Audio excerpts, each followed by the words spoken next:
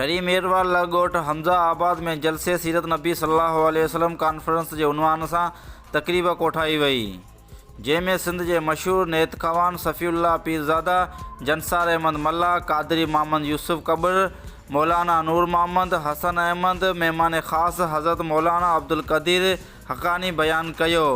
जै बैद दुआ घुरी वई ऐं जलसे की शुरुआत तलावत पाक कुरान सां कई वई। रिपोर्ट रहमतुल्लाह मल्ला, ठरी मेरवा, शाहीन न्यूज़।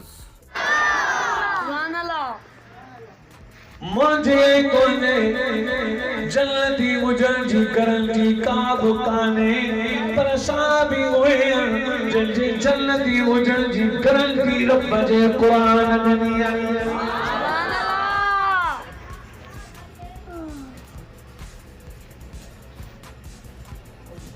बाकी करन जी केड़िया पाण केड़वा जन्नती केड़वा दोज़खी केड़ी खबर। हारून रशीद बादशाह पंहिंजी